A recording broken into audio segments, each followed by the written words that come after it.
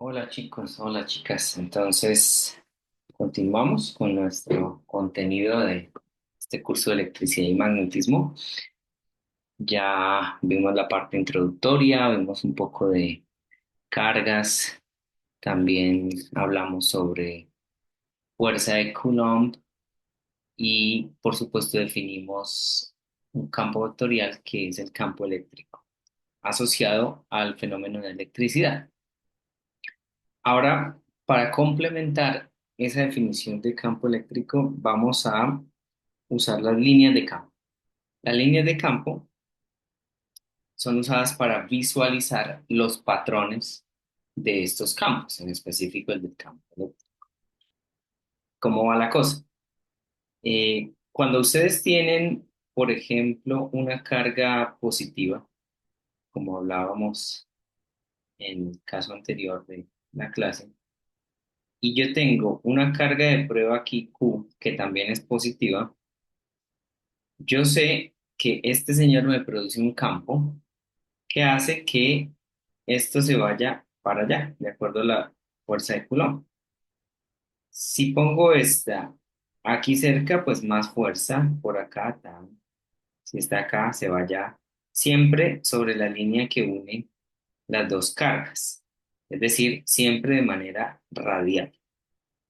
Hablábamos de el campo eléctrico que sale, ¿cierto? Siempre acá, radial. Tan. Entonces ese campo hace que una carga de prueba positiva se mueva en esa dirección del campo, porque la fuerza es Q por E, de manera vectorial.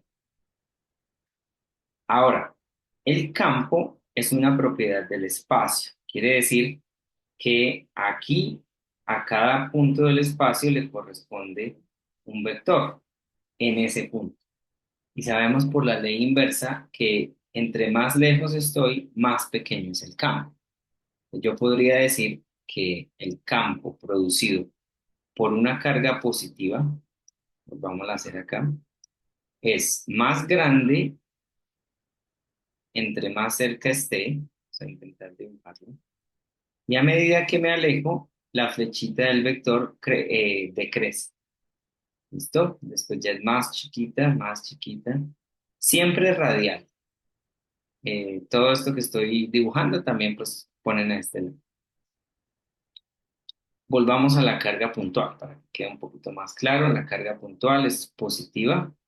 Si yo la pongo acá, ella se mueve alrededor de esta línea. Si la pongo por acá, ella se mueve así, radial.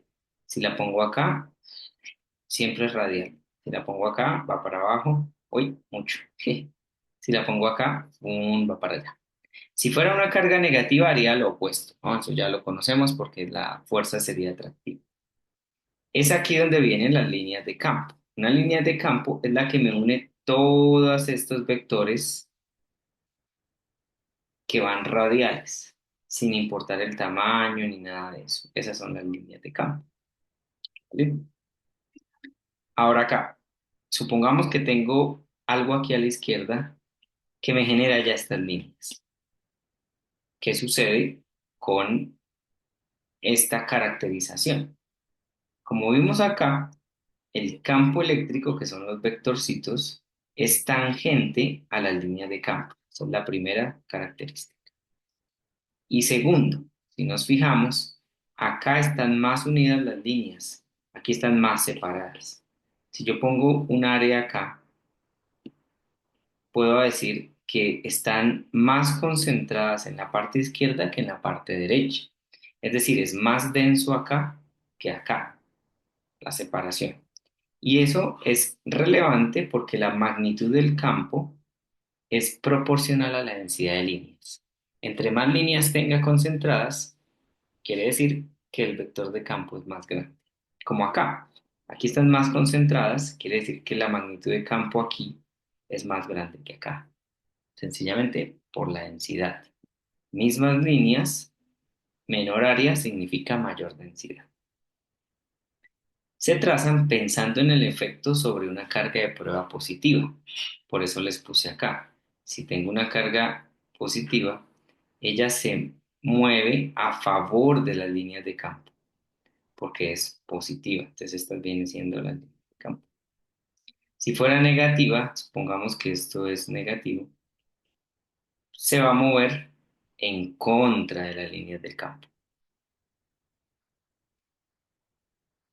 Y tenemos, para una carga positiva, son líneas siempre radiales. Para una carga negativa, pues son radiales, pero la diferencia es la siguiente. Carga positiva,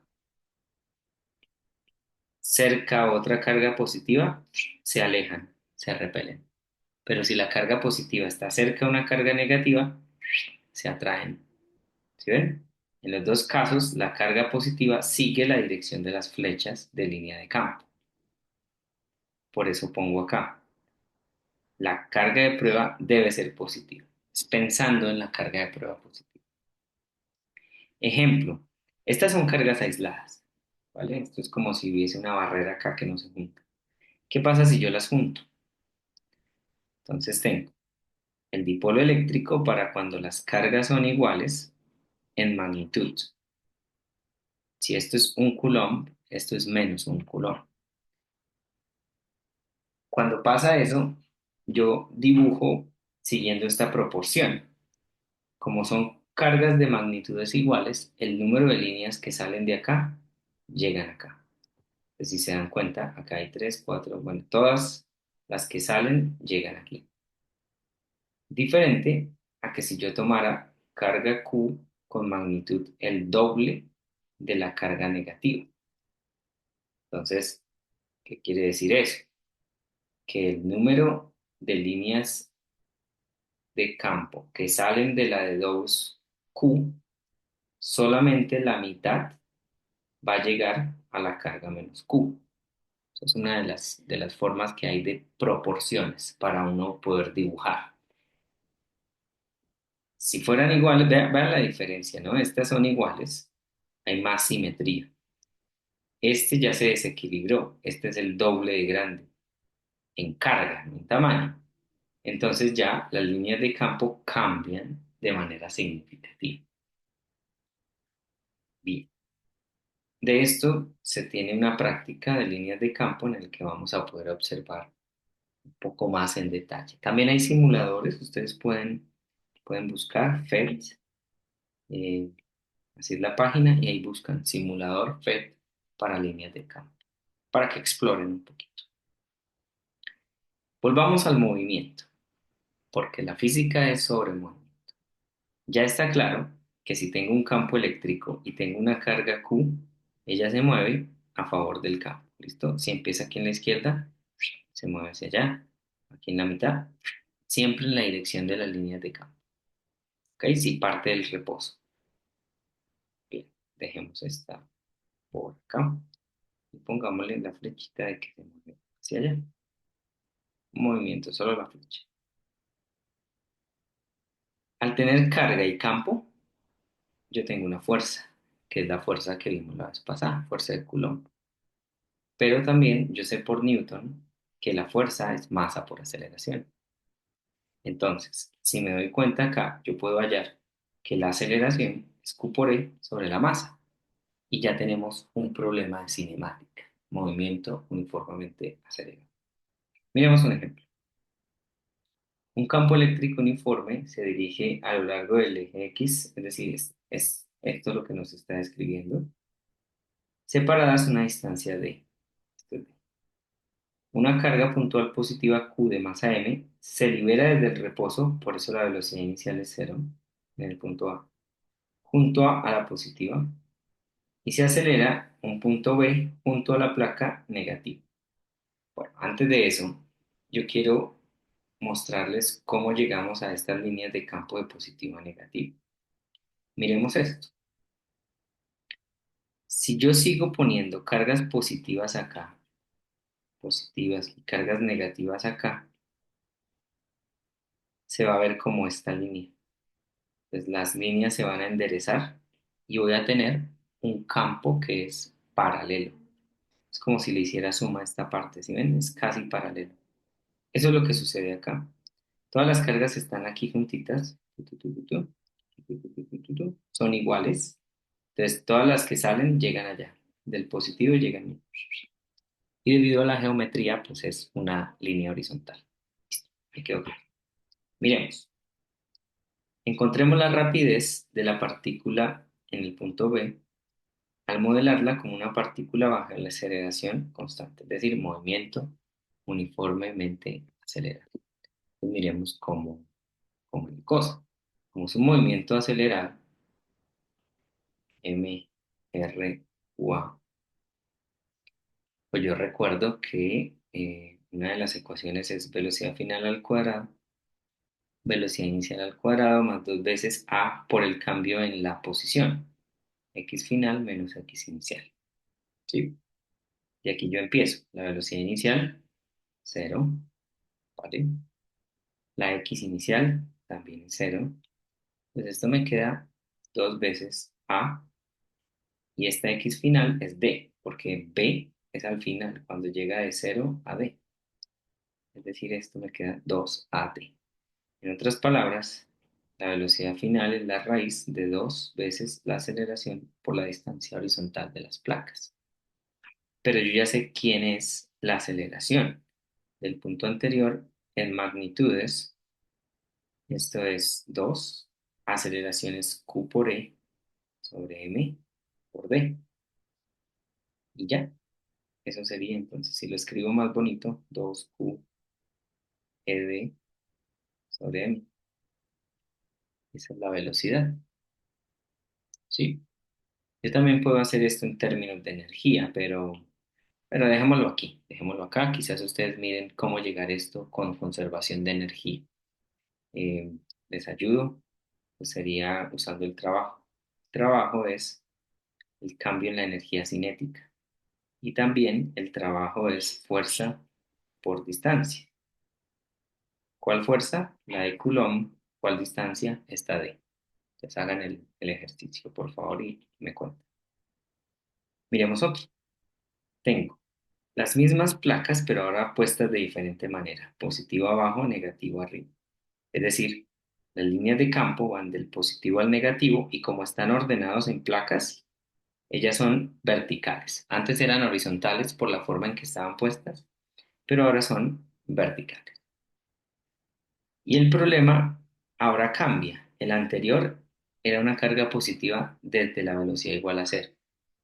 Acá ya la velocidad no va a ser cero y además la carga es negativa. Entonces, la mando para allá. Aquí no hay campo, ni acá.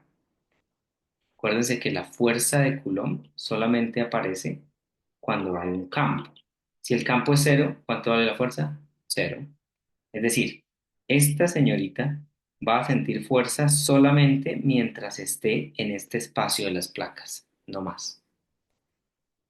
¿Eso de qué me ayuda? Que si esta partícula entra horizontal, justo acá empieza a sentir la fuerza. Antes no. Cuando sale acá, después de que sale, ya no siente nada y se va a mover con velocidad constante, porque si no hay fuerza, recuerden la primera ley de Newton.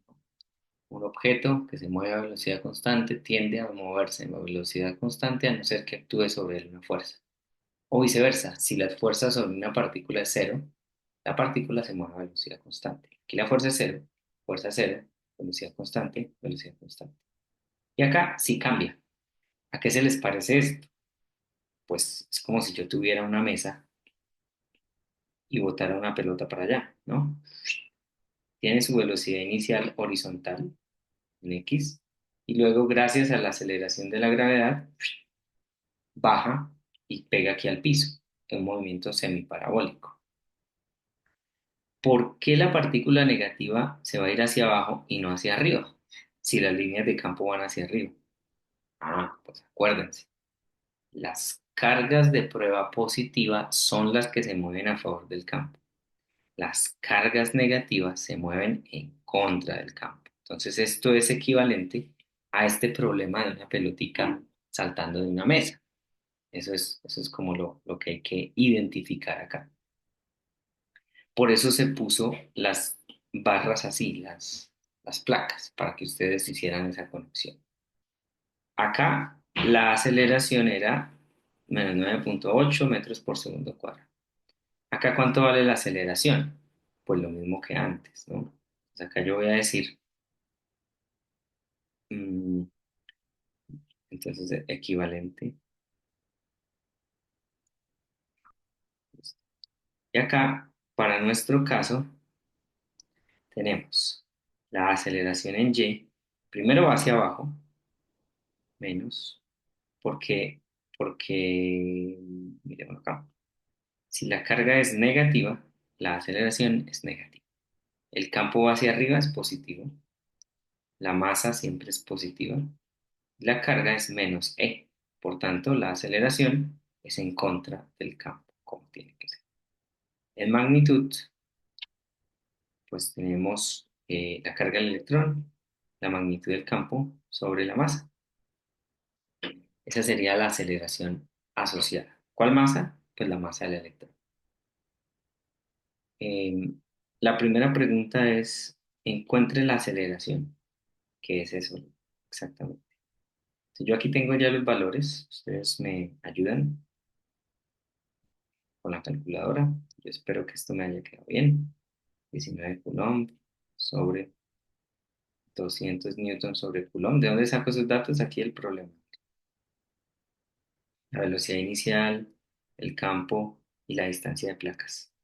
Aquí solo necesito el campo. Ah, y la masa del electrón si la busco en internet. 911 por 10 a la menos 31 kilogramos. Y esto va a ser igual entonces a menos 351 por 10 a la 13 metros sobre segundo cuadrado. Ahí está, esa es la parte A. Para la parte B, miremos a ver, el tiempo que dura en el campo, es decir, el tiempo que pasa de aquí hasta acá, que es similar al tiempo de vuelo, ¿vale? Mientras está en el aire el análogo que tenemos. ¿Cómo hacemos eso?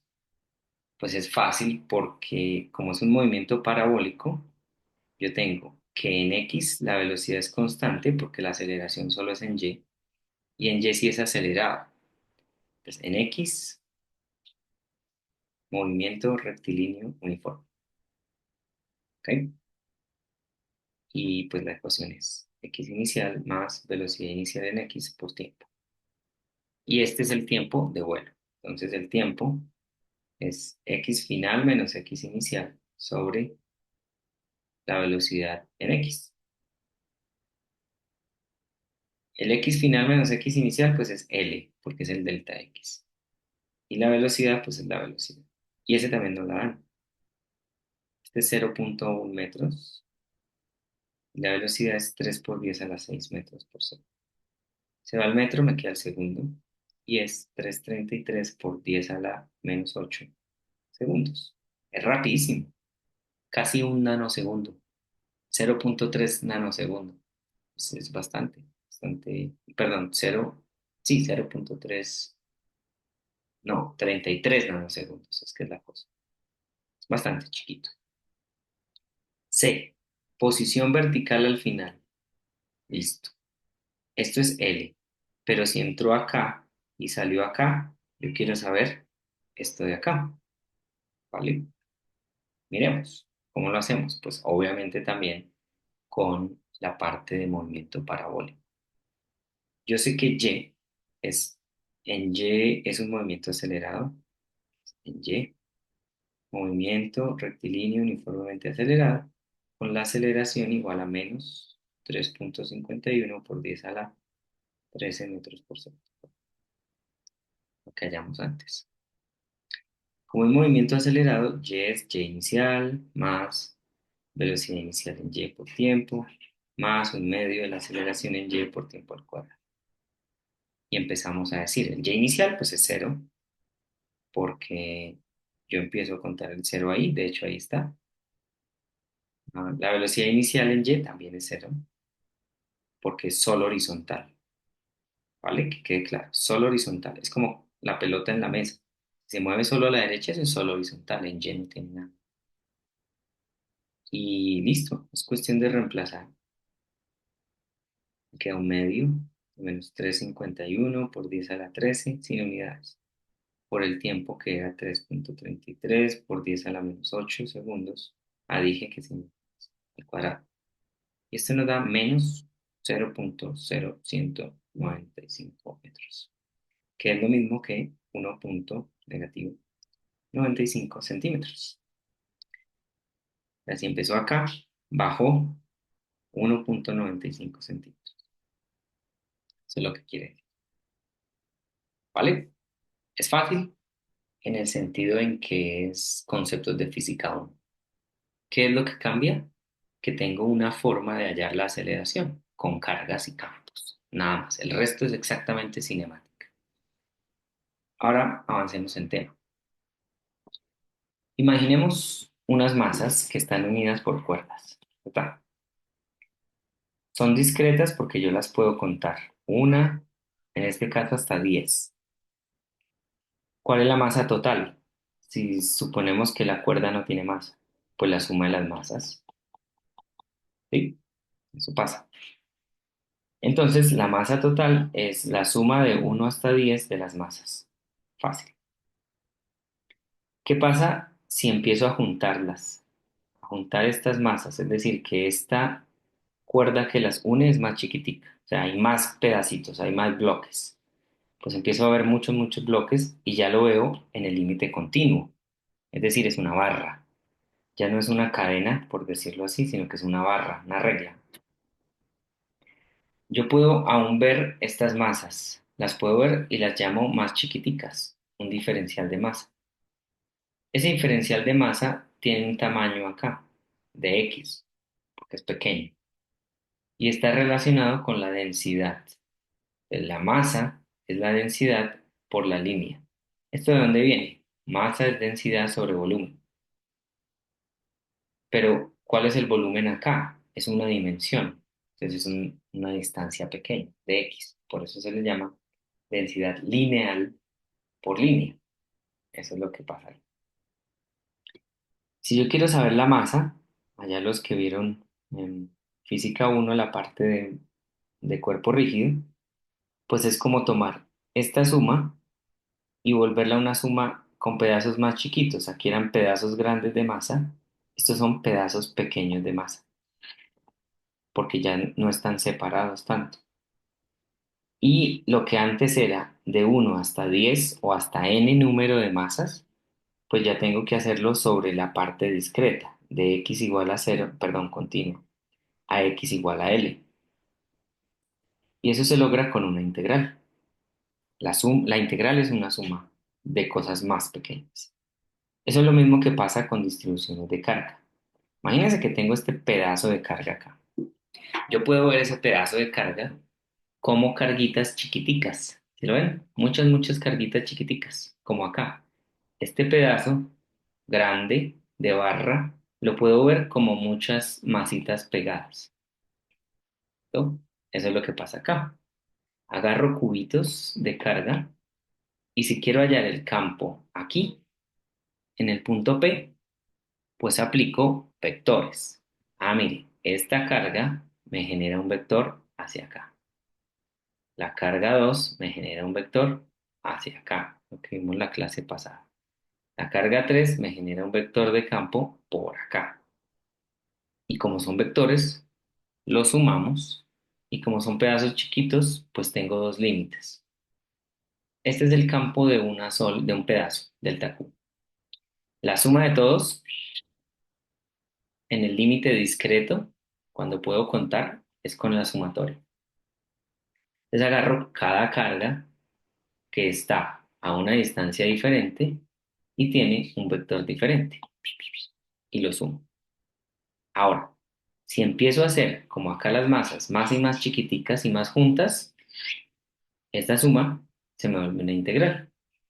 El delta Q se me vuelve un dq, como la masa chiquita era un dm. La distancia pues ya va a ser una distancia que voy a integrar y el vector unitario de dirección que está asociado a estas direcciones. Esta suma es sobre toda la distribución. Por eso está en términos de R, el de Q también, ahí es donde va la integral. Acá iba la integral sobre x. Por eso el dm tiene dx ahí. Si la integral es sobre un volumen, el dq va a tener un volumen. Si la integral es sobre un área, pues el dq tiene un área. Si es sobre una línea, como vimos antes, pues va a tener un dx. Eso es como la visión ahí facilita de poder asociar lo que veíamos en física uno con eso. Ya que hablo de densidades, pues entonces, densidad volumétrica, densidad de superficie, densidad lineal. En todo caso es carga sobre volumen, tres dimensiones, carga sobre área, dos dimensiones, carga sobre línea, una dimensión. Como las densidades casi siempre son constantes, a no ser que se diga lo contrario, si yo agarro un pedazo de oro y lo parto en pedazos chiquiticos, ellos siguen siendo oro, es decir, la densidad sigue siendo la misma. Por eso acá pongo un pedazo grande sobre un volumen grande es la densidad. Un pedazo pequeño sobre un volumen pequeño también es la densidad, solo que paso el volumen al otro lado. Y lo mismo con la de superficie y con la de línea. Convénzanse de eso. No es complicado. Miremos ejemplos. Empecemos con la línea. Tengo esta barra de longitud L. Tiene una carga Q total distribuida uniformemente, dice acá, de tal manera que la densidad es lambda. Eso es lo que significa. Calcule el campo en el punto P al lado izquierdo sobre el eje de la barra, que está a una distancia A. Entonces, ese es nuestro problema. Entonces, claro, como en el caso anterior, el punto P es el que me define las distancias. ¿Las distancias a qué? A los pedacitos de carga. Si fuera acá, dibujaría una acá. Si fuera por acá, dibujaría otra línea acá. Si es acá, la dibujo así, etcétera. Entonces, si tengo el punto P y acá tengo muchos pedacitos que son los que me hacen la barra, pues el punto P le voy a poner la distancia hasta el pedacito. En este caso yo agarro este pedacito chiquito aquí y llamo esta distancia X, ¿vale? ¿Qué A? ¿Que por qué agarro ese y no acá? Sí, también puedo agarrarlo. Pude haber llamado esto X. Lo que es importante no es tanto eso, sino de dónde a dónde va la X. Si es un pedacito aquí, estoy en A. Si es un pedacito aquí, estoy en A más L. ¿Sí lo ven? Si estoy por acá, pues es A más este pedazo de la barra que lleve. Y recuerden que esto se integra sobre la distribución. ¿Dónde vive la distribución? Entre A y A más L. Eso me va a servir para mi integral. Y todos los pedacitos pues, cuentan, solo que yo necesito solo uno, porque después ya entra en la integral. Debido a este pedazo, que está a una distancia X, ¿cuál es el campo acá? Entonces trazo la línea, este es el campo hacia allá, y digo, el campo es K por la carga que es de Q, pongámosle aquí, este es el de Q, sobre la distancia al cuadrado. ¿Cuál distancia? X. Pero de Q, como es una línea, es lambda por dx. Y ese es solo de un pedacito. Ahora tengo que sumar todos los pedacitos. Integro, tan, tan, tan. Y aquí es lo que les di, de A hasta A más L. Subo el X a la 2 para los que saben integrar así con potencias. Es bien fácil. Integro, por favor verifiquen la integral. Evalúo los límites, superior menos inferior. Simplifico y me da esto de acá. Es bien fácil. Aquí termina la física, acá. Cuando yo soy capaz de escribir la integral, ahí ya terminó la física. Esto es matemática, ¿vale? Y ustedes se supone que ya pasaron su curso de integral, esto debería ser fácil. Acá es la física. Si son capaces de esto, ya tienen 80% del punto en el examen. Esto, pues, si bien es importante, no es tan relevante para mí en este caso.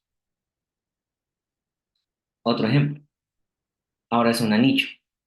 Tengo un anillo que está distribuido una carga positiva a lo largo del anillo y yo quiero saber el campo acá, en este punto P, separado del centro una distancia X. ¿Y qué es lo que hago? Pues agarro y lo divido en muchos pedacitos. Agarro uno de esos pedacitos, lo llamo de Q, le trazo la línea hasta el punto para mirar el vector campo, aquí está. Como forma un ángulo teta y esto es una hipotenusa R, vean que esto es un triángulo rectángulo. Si esto es X y esto es A, ¿cuánto vale R? Pues R vale la raíz de A cuadrado más X al cuadrado, ¿vale? Entonces eso es importante ahorita. Tenemos otra cosa. En este eje de coordenadas, yo lo puedo descomponer gracias a este ángulo. Componente X, componente Y o componente perpendicular, simplemente lo llamamos. Acá, si ven que aquí solo tengo uno, ¿qué pasa si agarro el otro opuesto con el diámetro? Este y este. El uno me genera este vector y el 2 me genera este otro vector. Como hay simetría, fíjense que esta componente perpendicular hacia arriba y esta se van a cancelar. Entonces yo digo, la componente en Y o la componente perpendicular ni me interesa, porque para cada punto me voy al otro extremo y ese la cancela. Para este y para este se cancela, ¿vale?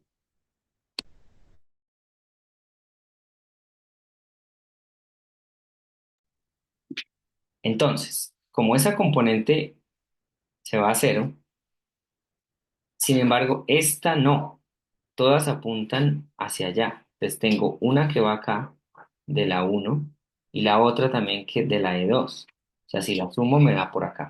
En total, acabo de demostrar que el campo va a ser solamente en el eje X, positivo. Entonces agarro un diferencial, me devuelvo al primero. ¿Cuál es este diferencial? El campo necesito carga y distancia. Ya lo tengo todo.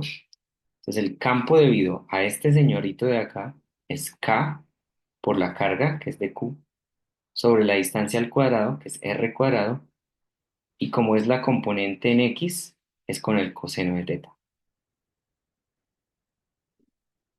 ¿Listo? ¿Quién es R cuadrado? Raíz de A cuadrado más X al cuadrado, pues me queda sin el cuadrado. También del triángulo rectángulo, yo veo que el coseno de teta es adyacente, que es X, sobre la hipotenusa, que es R. X sobre R. X sobre R. Y ya estoy listo para seguir. Entonces, ¿qué es lo que quiero? Pues escribir mi integral, como es la cosa. Ya tengo este. Ahora voy a sumar eso em, para todos. Pero antes de sumar, quisiera reemplazar este coseno acá. ¿Cómo me queda? De Q sobre X cuadrado más A cuadrado por X sobre X cuadrado más A cuadrado a la medio. Y esta cosita nos da entonces K eh, X sobre X al cuadrado más A cuadrado a la 3 medios por DQ, ¿vale? Algo que ustedes tienen que estar pendiente es cuál es la distancia que cambia, porque sabemos que vamos a integrar. Este punto P, ¿cambia X? No, porque el punto está ahí. Yo no lo muevo ni para allá ni para allá. Esta distancia R cambia con respecto si me muevo acá, si digamos agarro un DQ aquí a este lado. No, porque es un círculo. Es como si fuera un cono, ¿no? Si lo ven en tres dimensiones. Siempre tiene la misma distancia hacia el anillo. Entonces, esto de acá no lo voy a integrar. Lo que voy a integrar es DQ, pero ese es más breve. Entonces, el campo es la integral de esto, del de X. Pero esta parte es constante, así que la saco de la integral. Kx sobre x cuadrado más a cuadrado a la 3 medios por la integral de dq. Pero la integral de dq es sumar todas las cargas. Eso es q. Entonces esto me queda como kx, x cuadrado más a cuadrado a la 3 medios por q. Y listo. Esa estuvo más sencilla, ¿no? ¿Por qué? Porque soy capaz de usar física, geometría y simetrías. Ese es el poder que está en sus manos, queridos muchachos. ¿Vale? Ahora, ¿qué pasa si agarro no un anillo, sino un disco? Pues este es otro de los superpoderes que ustedes son capaces de obtener. En física, uno puede generar, también en matemáticas, ¿no? Ustedes vieron eso. Los discos se generan con anillos pegados. Empiezo uno chiquitico, le pongo otro, le pongo otro, le pongo otro, y cuando menos me doy cuenta ya tengo un disco. Como yo ya tengo lo de un anillo, pues es simplemente sumar. Este, el radio es constante. Acá son muchos anillos con un radio desde cero hasta R, que es el radio del disco. Pero necesito agarrar el de Q, va a ser mi disco, perdón, mi anillo. Si yo agarro este anillo, lo parto acá y lo abro, me da una tira, una cinta. El de Q está relacionado con este señor, esta cinta. Como es área, pues es densidad superficial por área. ¿Cuál es el área de esta cinta? La abrimos, tan, el perímetro es 2pi por r y el grosor es dr. El perímetro 2pi por r y el grosor dr. Entonces, el área de un rectángulo es base por altura. Base por altura. Ese es el diferencial de área. Luego, digo, el campo producido por esta tira es el campo producido por un anillo. El campo del anillo es este. Miren, espera a ver si le puedo sumar.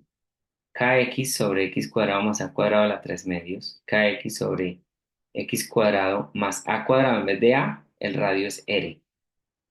El radio es r. Entonces es el único cambio que hago. Y la carga total es q. ¿Cuál es la carga total aquí? De q. Ya lo calculamos. Es esto. Me faltó el sigma. Pongamos el sigma. ¿Listo? Ahí está. Esta es la carga total, el de Q. Y ya lo que tengo que hacer ahora es integrar. ¿Qué varía de un disco al otro? El radio. ¿El X varía? No, él sigue siendo el mismo porque está en un punto P alejado del centro X. Lo que sí cambia es este R. Por eso miren el diferencial acá. El mismo diferencial le dicen que tiene que integrar. ¿Vale? Bien. Escribamos aquí, el campo es entonces todo lo que es constante, en este caso que va a ser constante, kx, solo kx, el 2pi, el sigma, y ya. Entonces me queda kx por, de pronto el 2 no me conviene sacarlo, ya van a ver por qué, pi sigma, y me queda 2r de r sobre r cuadrado más x al cuadrado a la 3 medios. Si se fijan, esta es una integral por sustitución. Si U es esto, la derivada es esta de acá. Por eso no saqué el 2. Otra vez. Aquí terminó la física. Y el resto es matemática. Así que voy a ir rápido aquí eh, haciendo esta integral. Entonces, esta vaina es igual a K, X, pi, sigma. ¿De dónde a dónde va el R? Pues de cero a R, como le había dicho antes, al radio del disco. Y esto nos queda R cuadrado más X cuadrado a la 3 medios, a la menos 3 medios, por la derivada de R cuadrado, sustitución, el diferencial, perdón. Qué pena. Ya me queda KX pi sigma. Esto me queda R cuadrado más X cuadrado a la menos un medio sobre menos un medio reserva R.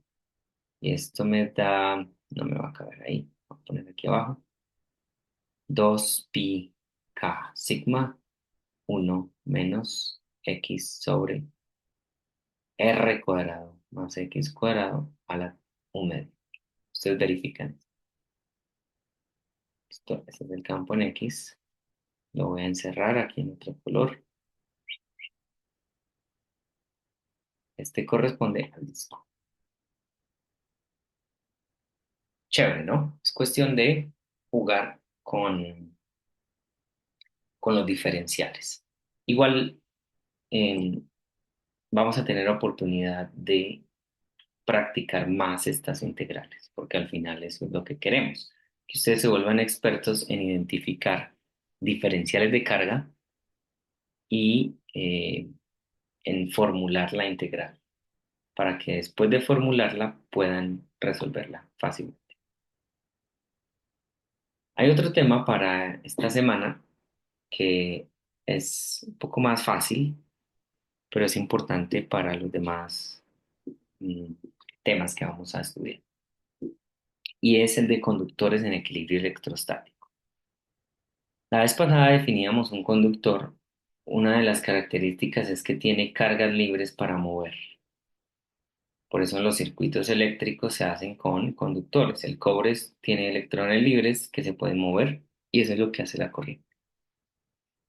También sabemos que el campo eléctrico puede mover cargas a través de la fuerza de Coulomb, Q por E. ¿Listo? Si tengo un campo, puedo generar una fuerza. Si hay una fuerza, puedo mover cargas. ¿Qué pasa si yo uno un campo con un conductor? Aquí el conductor, si se fijan, es neutro. Intenté hacerlo neutro. Aquí en la parte interna hay negativo con positivo y por aquí está negativo positivo, negativo positivo, negativo positivo, negativo positivo, negativo positivo. ¿Ok? Bueno, esto debería estar desordenado en sí. Me adelanté un poco. Cuando yo pongo el, el campo eléctrico acá, las cargas positivas se van a querer mover a favor del campo y las negativas en contra. Entonces, cuando yo hago esto, me queda de esta manera. Las negativas se ven aquí en esta zona y las positivas se ven aquí en esta otra zona. Eso es lo que llamamos polarización. Se dividen las cargas internamente. La carga sigue siendo cero porque hay tantas positivas como negativas, solo que están acomodadas de una manera diferente. Y vuelve y juega. Las líneas de campo llegan a las cargas negativas y se van de las cargas positivas. Y entonces algo que era recto antes se empieza a curvar, ¿vale? Debido a estas propiedades de acomodación de las cargas tanto negativas como positivas. Otra cosa que quizás no es claro por el dibujo tan feito que les hice, pero es el radio de curvatura. Pequeño, radio de curvatura grande. En el radio de curvatura pequeño hay más densidad, es decir, se acumula más carga. Por tanto, el campo eléctrico acá pues va a tener más densidad que acá, porque están más separadas. Dos cosas. Una, los conductores, al ponerse en un campo, se dividen las cargas, se reacomodan, se van a la superficie y les gusta irse a donde hay cosas agudas, puntudos. Por eso es que cuando uno pone el dedo con otra persona, el hombro de otra persona, pasa ese corrientazo, porque el dedo es bien agudo, entonces se concentra la carga ahí y es fácil que pase la chispita esa. Supongamos, recuerdan que en la clase anterior también hablamos de cómo cargar objetos por inducción, es una de ellas, que podíamos hacer una carga diferente de cero en un conductor. Este es el caso. Digamos que tiene carga positiva, Q mayor que cero. La carga se acumula en la superficie. Por fuera es como si no fuera un conductor, sino una carga positiva aquí. ¿Sí ven? Tiene las mismas características de una carga positiva puntual. Eso es algo importante de los conductores. Y las propiedades en general son las siguientes. Un conductor dentro de un campo eléctrico va a acumular carga en la superficie solamente. Solamente. Y esto pasa en un tiempo específico, ¿no? Pasar de esto a esto pasó un tiempo. A nosotros no nos interesa el intermedio.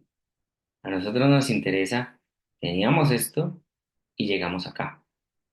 La parte derecha se llama equilibrio electrostático. Es cuando ya todas las cargas que se tenían que mover se movieron. Las líneas de campo son perpendiculares a la superficie. Acá no se ve tanto, pero intenté hacer 90 grados. Acá, esto, 90 grados, 90 grados, 90 grados, 90 grados, 90 grados, 90 grados. ¿Listo? Acá también, 90 grados, 90 grados, 90 grados. Eso es perpendicular. Otra. Campo dentro de un conductor es cero siempre. No se me confundan con que la carga se acumula en la superficie y con el campo. Acá yo puedo tener carga acumulada, pero si mido el campo aquí adentro es cero. Importantísimo eso. Y la última, el exceso de cargas en un conductor no uniforme se concentra en los puntos más agudos, que es lo que les dije de acá. Ese es el concepto que utilizan para los pararrayos. En un edificio grande, un pararrayos se ve como una agujita. ¿Listo? Por eso los rayos también caen sobre los árboles. ¿Listo? Porque es bien puntiagudo y llega y lo rompe. Eso es, chicos. Eso es lo que quería mostrarles esta semana. Suerte. Nos vemos.